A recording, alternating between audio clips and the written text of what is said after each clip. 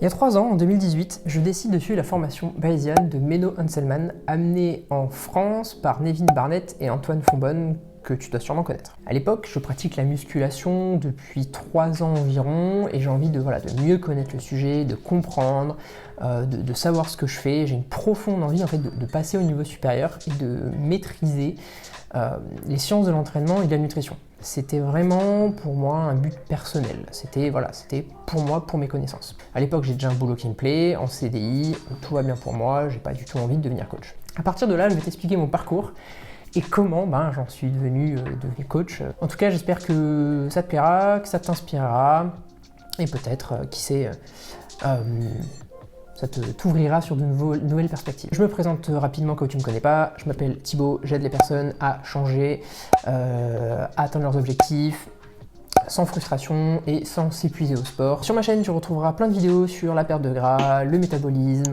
la prise de muscle. En tout cas, si c'est des sujets qui te plaisent, abonne-toi et let's go! Allez, c'est parti. On revient à notre petite histoire. Donc, tout début 2019, je suis diplômé de la formation Bayesian. Je suis plutôt content, j'ai des bons résultats. Et je commence à créer du contenu sur Instagram, à partager mes connaissances. Il faut savoir que dans mon entourage, il y a quasiment personne, très peu de monde, qui faisait de la musculation, qui était intéressé par le sujet. Et moi, j'avais envie d'échanger sur ces sujets-là, de partager, d'avoir des retours d'expérience, de confronter un peu mes connaissances. Et donc, je suis devenu actif sur Instagram.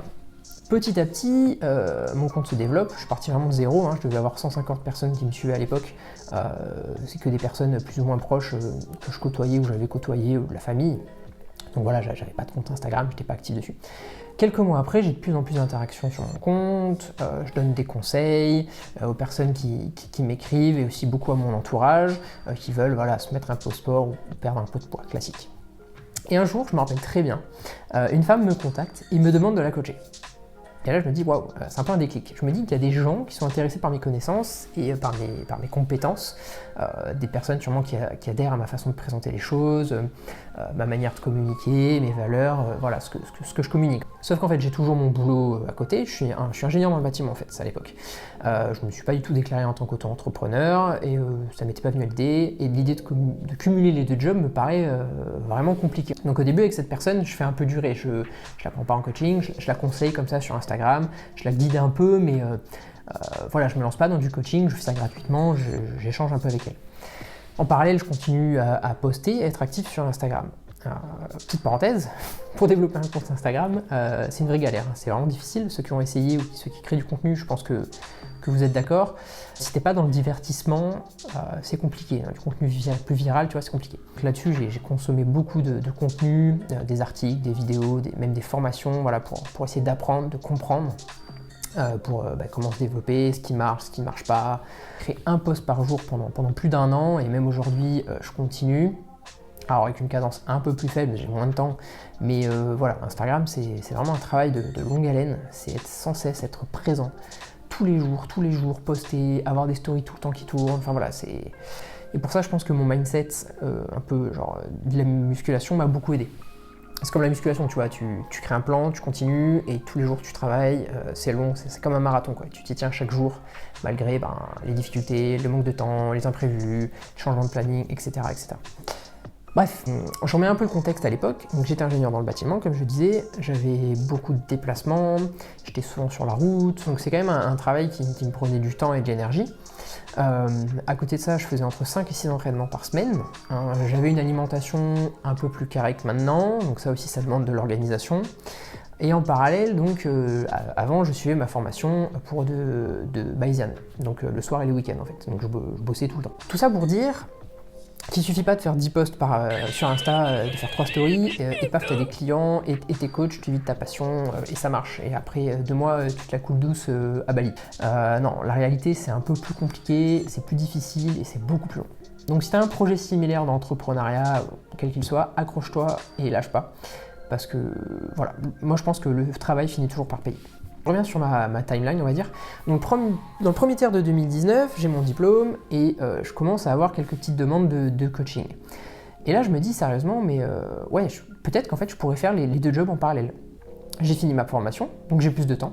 Et je me dis, je pourrais prendre 5 personnes, grand maximum, tu vois, et voir ce que ça me donne. Ça me permettrait de voir si vraiment ça me plaît, car j'en étais pas sûr à l'époque.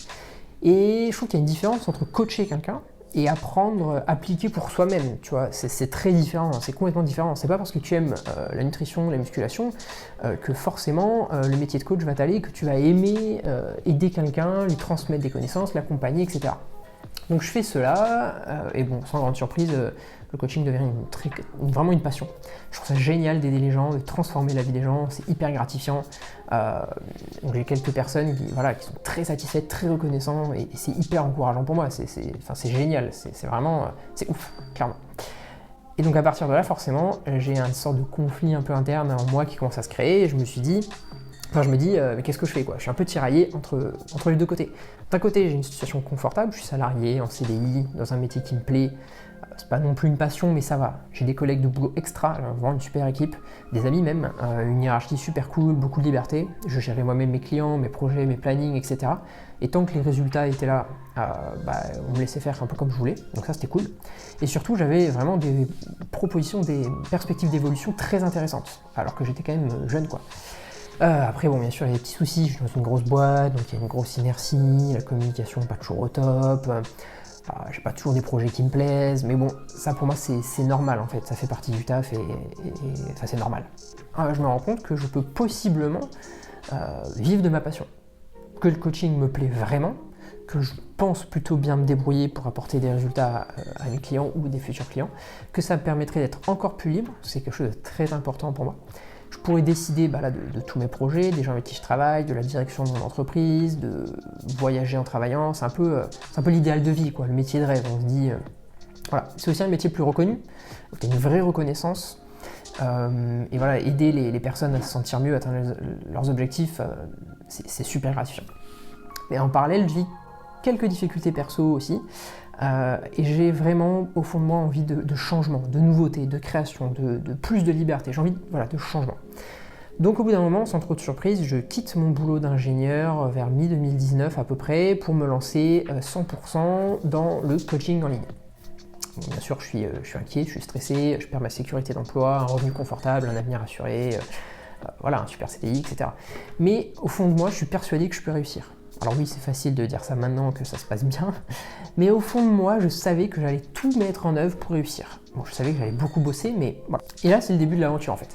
Trouver des clients, définir sa prestation de coaching, assurer un service de qualité, gestion de sa micro-entreprise, créer des vidéos pour les exercices, etc., des tutos, satisfaire mes clients, répéter le processus, mais surtout avoir assez d'argent pour vivre, car bon, les premiers mois, c'est quand même ça qu'il s'agit, quoi. C'est avoir assez d'argent pour vivre, c'est le numéro 1.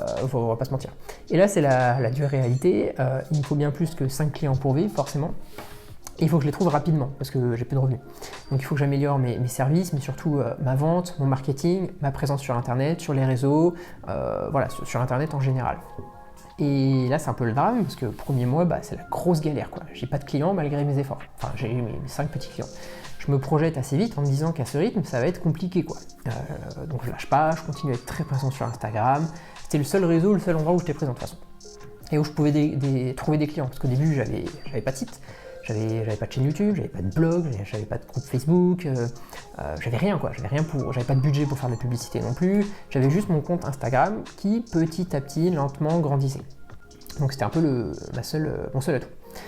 Bon, je suis un peu découragé, mais forcément je continue, j'ai jamais pensé une seule seconde à abandonner. J'ai toujours mes 5 clients, ou peut-être 6, je me rappelle plus exactement, mais voilà, je n'en avais pas énormément. C'est pas assez pour vivre, en tout cas avec avec ce que je proposais à l'époque. Mais je me concentre du coup à fond sur eux. Forcément, j'ai 6 clients, je crois, donc j'ai un max de temps pour les accompagner et pour vraiment les aider. Donc j'arrive à leur donner des résultats et je commence à partager leurs résultats sur Instagram, avec leur accord bien entendu. Donc je partage leur retour, les premiers avant-après, leur apprentissage, les changements que ça a créé dans leur vie. Et en fait, à force de partager leurs résultats, où est-ce qu'ils en étaient à l'époque et où est-ce qu'ils en sont maintenant qu'on a fait le coaching ou pendant le coaching, avec tous les bénéfices qu'ils ont eu, ce qu'ils ont pu apprendre, l'amélioration, leur qualité de vie, leur énergie, leur physique, leur métabolisme, le sommeil, etc. etc. Mais en fait, d'autres personnes me contactent et sont intéressées pour commencer un coaching. Donc j'ai quelques nouveaux clients, un mois après et peut-être un mois et demi ou quelque chose comme ça, 2 mois après, je peux en vivre. Donc là, c'est un énorme soulagement et c'est un autre déclic aussi. je me dis clairement, c'est possible. Ça, là, c'est un gros déclic, ça ouvre mon champ des possibilités en fait, et je revois toute ma vision. Je me dis, waouh, je suis capable de vendre mes services, je suis capable de trouver des clients, je suis capable d'apporter des résultats, je suis capable de répéter le processus, d'avancer, d'évoluer en fait, et de vivre de cette passion. Certes, ça reste fragile, ça reste limité, et je suis quand même très incertain pour le futur, parce que bon, je veux pas survivre, je veux vivre plus, quoi. Donc il faut trouver un moyen de grandir. Sinon, ça va être un problème et ça ne sera pas viable sur le long terme. Et là, qu'est-ce que je fais? Tout simplement, en fait, je réplique le processus. C'est-à-dire que j'arrive à faire obtenir à mes nouveaux clients des résultats et je partage ces résultats sur les réseaux. Quand je parle de résultats, je parle pas que... C'est pas tellement des avant-après, parce que voilà, en 1 mois, 2 mois, on n'obtient pas un avant-après énorme avec des résultats de ouf. À moins de... Bon, bref, une parenthèse, mais voilà. Je parle surtout de témoignages, de retours clients, de retours qu'ils me font, où ils décrivent l'impact que ça a dans leur vie, l'amélioration sur tous les plans en fait. Et c'est en répétant ce processus que petit à petit, j'ai d'autres clients. Et en fait là, j'ai trouvé quelque chose qui a marché pour moi, qui a fonctionné pour moi, donc forcément, qu'est-ce que je fais? Je décide d'appuyer dessus en fait. Et c'est souvent le conseil que je donne, quel que soit le projet, que ce soit une perte de poids, une prise de muscle, en fait peu importe, un projet d'entrepreneuriat, bref. Si tu trouves un procédé, une technique, quelque chose qui marche bien, qui fonctionne bien, ben t'éparpilles pas, tu prends ce procédé et t'appuies dessus et tu continues en fait. Et là on arrive en décembre 2019 à peu près, et là c'est un peu ça fait boum quoi, c'est décembre, la nouvelle année qui arrive, les résolutions, blablabla, bla bla bla, et sans que je fasse quoi que ce soit, j'ai plein de demandes. Et je me dis là ça commence à décoller en fait. Et enfin c'est ouf. C'est ouf. Et depuis, bah, j'ai plus de problème de clientèle. Et donc j'ai assez de clients pour vivre, c'est quand même génial. Bon, même si voilà, le Covid a eu quelques répercussions, mais ça se passe bien. Donc pourquoi je te raconte tout ça? C'est pas du tout pour me la péter, ou dire regarde, j'ai réussi, j'ai vu de ma passion, blablabla. Je suis pas du tout comme ça, c'est pas du tout mon style.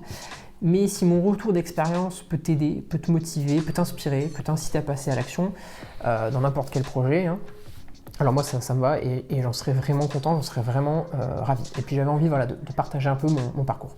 Je vois trop de gens qui sont limités en fait par leurs croyances, par la peur d'échouer, souvent la peur de réussir aussi, mais ça c'est plus inconscient. Et ce que je veux dire, c'est qu'en fait en travaillant intelligemment, en se posant les bonnes questions, en se remettant en question surtout, on peut vraiment faire de grandes choses. Ça j'en suis persuadé. Et il faut aussi accepter l'échec, parce que l'échec fait partie de la réussite. Pour moi, quelqu'un qui réussit, c'est souvent quelqu'un qui a beaucoup échoué avant. Et en fait, ce mot échec, surtout, je trouve qu'il est galvaudé en fait. L'échec, c'est pas une finalité, c'est une étape. Et c'est surtout, je trouve, un très très bon moyen d'apprendre. Quand tu fais une erreur, tu t'en souviens. Et généralement, tu as beaucoup moins de chances de la refaire. En fait, cette erreur, elle t'apporte énormément. En tout cas, si tu as un projet, quel qu'il soit, une envie au fond de toi, qui est là depuis un moment, je t'encourage à foncer, à tester. Bien sûr, je te dis pas de quitter ton boulot là-dessus au lendemain, mais dis-toi que tu n'as pas grand-chose à perdre en fait. Si ça ne marche pas, bah, au moins tu ne regretteras pas. Tu auras essayé en fait. Ça te permettra peut-être d'améliorer pour retester autre chose. Et puis l'autre possibilité, bah, c'est quoi? Bah, c'est que ça marche. Oui, car à chaque fois les gens on se dit mais si ça marche pas? Et moi je te réponds, et si ça marche? Oui, l'inconnu, bah, ça peut faire peur aussi. Si ce genre de sujet t'intéresse, je ferai peut-être d'autres vidéos, peut-être sur mes erreurs ou mes réussites concernant le coaching ou l'entrepreneuriat ou quelque chose dans le genre, j'ai réfléchi encore. Donc n'hésite pas à me le dire, vraiment. En tout cas, j'espère que cette vidéo t'a plu. Pense à mettre un petit like, à t'abonner, ça m'aide pour le développement de la chaîne. Et sur ce, je te dis à la prochaine. Ciao, ciao.